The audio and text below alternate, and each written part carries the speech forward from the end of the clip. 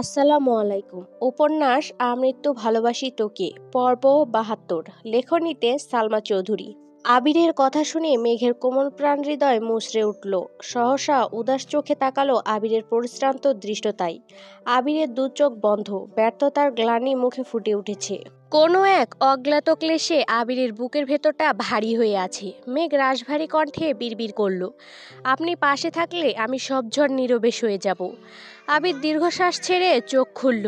এক পলক মেঘের দিকে তাকিয়ে কোমল কণ্ঠে বলল, নগর জুড়ে বৃষ্টি নামুক, আমায় সুরে ভাসিয়ে ফেলুক, তবুও সহিষ্ণুতায় তোকে পরিপূর্ণ রাখুক। আবির মাথা নিচু করে চলে যাচ্ছে। মেঘ মুখ ভার করে বারান্দায় দাঁড়িয়ে জানালা দিয়ে আবিরের দিকে তাকিয়ে রইল। সময় যত এগোচ্ছে পরিস্থিতি ততই বেসামাল হচ্ছে। মনের আড়ালে জমে থাকা সুপ্ত অনুভূতিগুলো বিষাক্ত হতে শুরু করেছে। সপ্তাহ কেটে যাচ্ছে, আবিরের ভাবগতিকে এসেছে বিশাল পরিবর্তন। বাসায় ফেরার পর থেকে আবির একদম নিশ্চুপ হয়ে গেছে। আব্বু চাচুদের সাথে কোনো প্রকার কথা বলে না, এমনকি ঠিকমতো বাসায়ও ফিরে না। ৩টা প্রজেক্ট শেষ হয়েছে, বাকি 2টার কাজ একা হাতে সামলাচ্ছে। কখনো রাত 2টা-3টায় বাসায় ফিরে, কখনো বা ফিরেও না। মেঘ দিনে কয়েকবার করে কল দিয়ে আবিরের খোঁজ নেয়, তবে ইদানিং আবির মেঘের সাথেও তেমন কথা বলে না। সবসময় দায়সারা ভাব নিয়ে কথা বলে। মেঘ কিছু জিজ্ঞেস করলে শুধু উত্তর দেয়, নিজে থেকে কিছুই বলে না। মেঘও কিছুদিন যাবৎ বিষয়টা খেয়াল করেছে, আবিরকে জিজ্ঞেসও করেছে, কিন্তু আশানুরূপ কোনো উত্তর পায়নি। আবিরের নিস্তব্ধতা আর সহ্য করতে পারছে না মেয়েটা। মোজাম্মেল খানও ইদানিং আবিরের সাথে বেশ শান্ত স্বরে কথা বলেন, কিন্তু আলী আহমেদ খানের মনে আবিরের প্রতি ক্ষোভের অন্ত নেই। আজ সকালে খাবার টেবিলে সবার উপস্থিতিতে আলী আহমেদ খান আবিরকে উদ্দেশ্য করে বলে উঠলেন, তোমার যে আগামীকাল ফ্লাইট, এটা কি সবাই জানে? বড় আব্বুর মুখ থেকে এমন প্রশ্ন শুনে মেঘ অতর্কিতে চোখ বড় করে তাকালো। আবির এক নজর মেঘকে দেখে গম্ভীর স্বরে বলল, না, বলা হয়নি এখনো। মালিহা খান কথাটা শোনা মাত্রই রান্নাঘর থেকে বেরিয়ে আস্তে আস্তে উদ্বিগ্ন কণ্ঠে জিজ্ঞেস করলেন, কিসের ফ্লাইট? আলী আহমেদ খান মেকি স্বরে বললেন, কেন, তোমার আদরের ছেলে তোমাকে কিছু জানায়নি? মালিহা খান ভারী কণ্ঠে প্রশ্ন করলেন, আবির, কিছু বলছিস না কেন? আবির মাথা নিচু করে গম্ভীর্যের স্বরে জবাব দিল, একটা প্রজেক্টের কাজে কয়েক মাসের জন্য দেশের বাইরে যেতে হবে। অপ্রত্যাশিত বাক্য কর্ণগহ্বরে প্রবৃত্ত হওয়া মাত্রই মেঘে সবকিছু এলোমেলো হয়ে যাচ্ছে। আখি যুগল পূর্বের তুলনায় আরও বেশি প্রশস্ত হয়ে গেছে। বুকের ভেতর কালবৈশাখী ঝড় শুরু হয়েছে। মনে হচ্ছে মেঘের হৃদয়ের উষ্ণ অনুভূতিরা মেঘের গলা চেপে ধরেছে। নিঃশ্বাস নিতে পারছে না। বুকের ভেতরে তোলপাড় চোখে মুখে ফুটে উঠতে বেশি সময় লাগলো না। মেঘের দৃষ্টি নিরেট, চোখে নেই কোনো লুকোচুরি। ভ্রুযুগল কুঁচকে আছে, দৃষ্টি জুড়ে আহাজারি, দু চোখ ছলছল করছে। মালিহা খান আর্তনাদ করে উঠলেন, পড়াশোনার নাম করে 60টা বছর দূরে ছিলি, কিচ্ছু বলিনি আমি। আর সহ্য করতে পারবো না, কোথাও যাবি না তুই। মালিহা খান আলী আহমেদ খানের দিকে তীক্ষ্ণ দৃষ্টিতে তাকিয়ে বলে উঠলেন, আপনারা কি শুরু করেছেন? ব্যবসার নাম করে প্রতিনিয়ত আমার ছেলেটার সাথে যা তা আচরণ করছেন। আমার ছেলে কোথাও যাবে না, টাকা পয়সার প্রয়োজন নেই। আমি চাই আমার ছেলে আমার চোখের সামনে থাকুক। আলী আহমেদ খান রাশভারী কণ্ঠে বললেন, আমি তোমার ছেলেকে জোর করিনি। তোমার ছেলে নিজে বুঝে শুনে প্রজেক্ট নিয়েছে। তাছাড়া এই সিদ্ধান্ত আরও 4-5 মাস আগেই নেওয়া হয়েছে। তোমার ছেলে বাসায় কাউকে বলতে বারণ করেছিল, তাই বলিনি। আগামীকাল ফ্লাইট, এর জন্য বাধ্য হয়ে বলতে হচ্ছে। মালিহা খান রাগান্বিত কণ্ঠে বলে উঠলেন, তোর আব্বু কি বলছে আবির? আবির মায়ের হাতে হাত রেখে শীতল কণ্ঠে বলল, মাত্র কয়েক মাসের ব্যাপার আম্মু, এবার তোমার অপেক্ষা দীর্ঘ হবে না, কথা দিচ্ছি। আবিরের ভেজা কণ্ঠের কথা শুনেও মালিহা খান নিজেকে সামলে নিতে পারল না। কান্নারত কণ্ঠে বললেন, তোদের যা ইচ্ছে কর, আমি আর কিছুই বলবো না। মালিহা খান নিজের রুমে চলে গেছেন। হালিমা খান আর আকলিমা খানও সেদিকেই ছুটলেন। সবাই ঘাড় ঘুরিয়ে মালিহা খানের রুমের দিকে তাকিয়ে আছে, অথচ মেঘের নজর আবিরের অভিমুখে। আশেপাশের ভ্যাপসা গরমে মেঘের শরীর ঘেমে যাচ্ছে, তবুও ভাতের পেটে হাত রেখে নিস্তব্ধ হয়ে চেয়ে আছে। আবির মেঘকে দেখে সেকেন্ডের মধ্যে চোখ নামিয়ে নিয়েছে। গত 1 সপ্তাহ যাবৎ আবির মেঘের চোখে চোখ রাখে না। সামনাসামনি দেখা হলেও মাথা নিচু করে পাশ কাটিয়ে চলে যায়। তাছাড়া যথাসম্ভব বাসা থেকে দূরেই থেকেছে। আজও আবির সেই চোখে তাকাতে পারছে না। ওই দু চোখে তাকালেই আবির বিধ্বস্ত হয়ে যাবে। যখন থেকে প্রজেক্ট বিষয়ে কথা হয়েছে তখন থেকেই আবির মেঘকে অল্প বিস্তর বোঝাতে শুরু করেছে। সরাসরি না বললেও কৌশলে অনেকবারই বুঝিয়েছে। সেই মিনহাজের প্রতি আবিরের একরাশ আক্রোশ ছিল। যারা মেঘের আশেপাশে ভিড়লেও আবিরের মেজাজ গরম হয়ে যেত। সেই মিনহাজদের সাথে জোরপূর্বক মেঘের সম্পর্ক ঠিক করার চেষ্টা করেছে, যাতে আবিরের অবর্তমানে নিজেকে নিঃসঙ্গ মনে না হয়। মেঘকে সর্বক্ষণ সহিষ্ণু আর ধৈর্যের কথাই বলে এসেছে। আলী আহমেদ খান হঠাৎ ভনিতা না করেই জিজ্ঞেস করলো, আবির, তুমি কি কোনো বিষয়ে কিছু বলতে চাও? আবির শটান দাঁড়িয়ে চোয়াল শক্ত করে জবাব দিল, না, আমার কিছুই বলার নেই। আবির বেসিন থেকে হাত ধুয়ে সরাসরি আম্মুর রুমে চলে গেছে।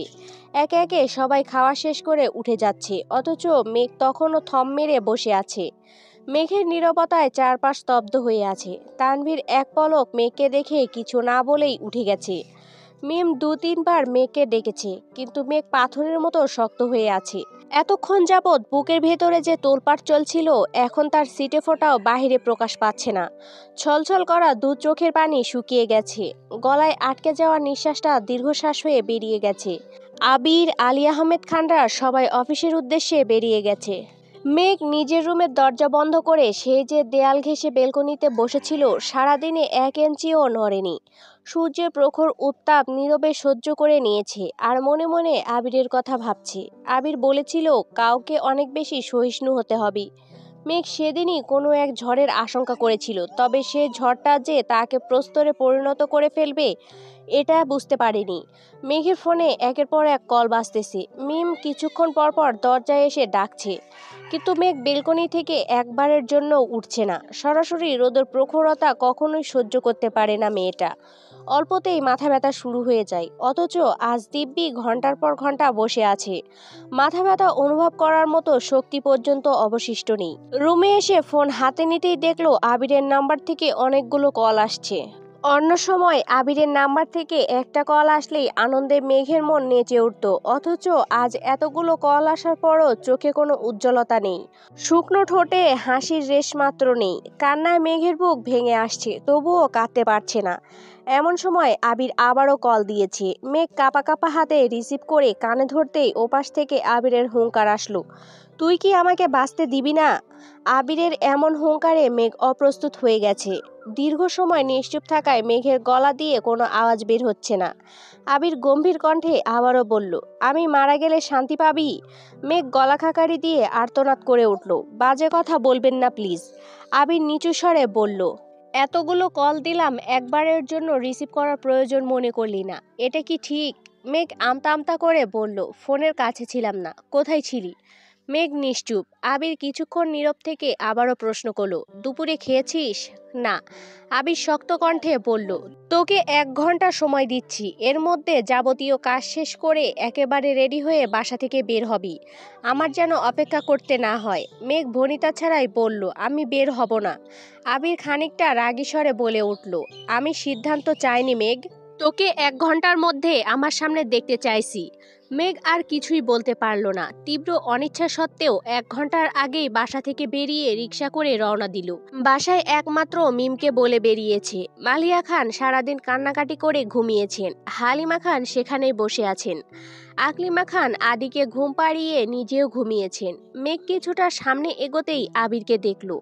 মেঘকে দেখে আবির জিজ্ঞেস করলো, খেয়ে আসছিস? মেঘ উপর নিচ মাথা নাড়ল। পশ্চিমা আকাশ সূর্যের রক্তিম আভায় ছেয়ে আছে। আবির যথারীতি মেঘের পাশে রিকশাতে বসল। ব্যস্ততম শহরে স্বস্তির নিঃশ্বাস নেওয়ার কোনো স্থান নেই। উদ্দেশ্যহীন গন্তব্যে রিকশা চলছে, কারো মুখে কোনো কথা নেই। কিছুটা নির্জন জায়গায় আবির রিকশা থামাতে বলল। রিকশা থেকে নেমে দুজনেই হাঁটতে শুরু করলো। মেঘের চিবুক নামানো। কিছুটা এগোতেই আবির খুব ঠান্ডা গলায় বলল, সবাই শুনলে কষ্ট পেত, তাই আমি আগে কাউকে কিছু বলিনি, কিন্তু আমার এখন যাওয়াটা খুব প্রয়োজন। আশা করি তুই অন্তত পক্ষে বুঝবি। মেঘ জিভ দিয়ে ঠোঁট ভিজিয়ে নিচু স্বরে বলল, প্রয়োজন হলে অবশ্যই যাবেন। আবির ভ্রুকুচকে ব্যস্ত ভঙ্গিতে জিজ্ঞেস করল, তুই কি এখনো রেগে আছিস? মেঘ হালকা হেসে বলল, না। সামনাসামনি দুটা চেয়ারে দুজন বসেছে, ২ কাপ চাও অর্ডার করেছে। আবিরের চোখ মাটিতে স্থির হয়ে আছে। মেঘের চোখের দিকে ১ সেকেন্ডের জন্য তাকাতে পারছে না। মেঘ এক দৃষ্টিতে তাকিয়ে শান্ত স্বরে জিজ্ঞেস করল, আপনার কি শরীর খারাপ? আবির চোখ মুখ মুছে ঠিক করে বসলো। ধীরে ধীরে এপাশ ওপাশ মাথা নেড়ে কাঁধ উঁচিয়ে শীতল কণ্ঠে বলল, চল উঠি। আবিরের অস্বস্তি বুঝতে পেরে মেঘ আর কিছু বলল না। কাপে তখনও অর্ধেক চা আছে, সেভাবেই কাপ রেখে দিয়েছে। মেঘের মন ভালো করতে বাসা থেকে বের করে এনেছিল আবির, অথচ বুকের ভেতর হাহাকার, নিজেই অস্বস্তিতে পড়ে গেছে। সময় নষ্ট না করে মেঘকে নিয়ে সরাসরি শপিং করতে গেল। বেশ কয়েকটা শপিং ঘুরে মেঘের জন্য একটা স্মার্ট ওয়াচ নিয়েছে। ফোনের সাথে কানেক্ট করে মেঘের হাতে পরিয়ে দিতে দিতে গুরুভার কণ্ঠে বলল, আজকের পর থেকে ঘুম আর গোসল ব্যতীত সর্বক্ষণ এটা পরে রাখবি। তোর অবহেলায় আমার একটা কল যদি মিস হয় তারপর বোঝাবো। মেঘ নীরবে চোখ তুলে তাকাতেই আবিরের সাথে দৃষ্টি বিনিময় হলো। অতর্কিতেই আবির নিজের চোখ নামিয়ে নিয়েছে। মেঘ ভ্রু কুঁচকে বলল, ওখানে গেলে কি আপনার আমার কথা মনে থাকবে? আবির চটজলদি বলে উঠল, মনে থাকবে না কেন?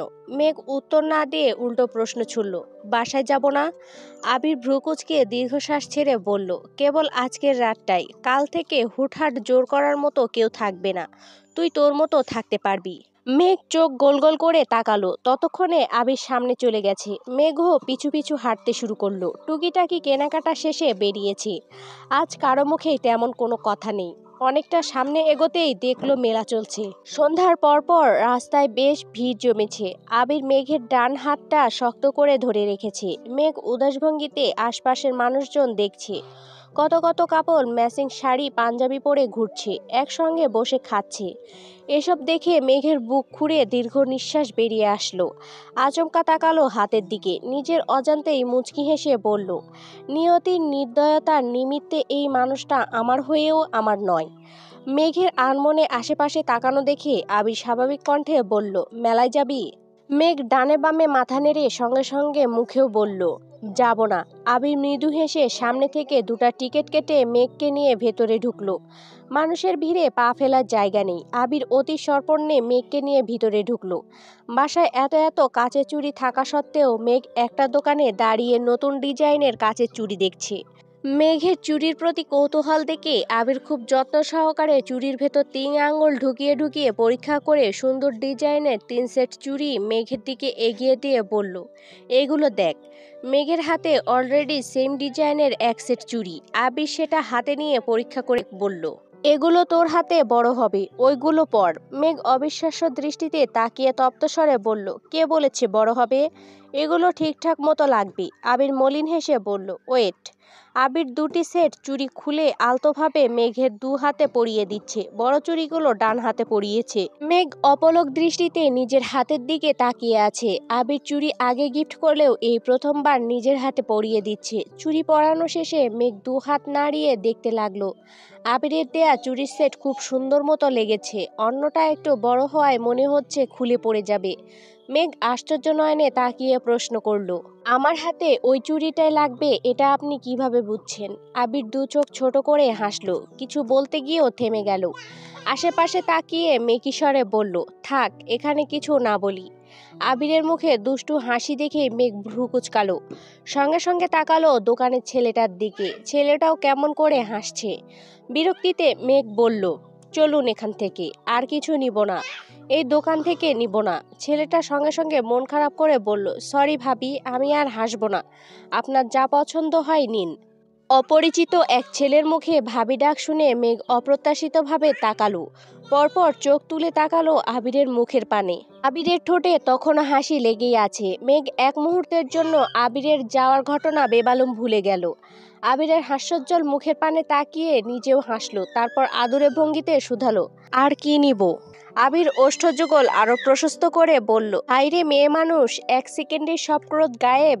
মেঘ ফোঁস করে শ্বাস ছেড়ে গম্ভীর কণ্ঠে বলল, ঠিক আছে, চলে যাচ্ছি।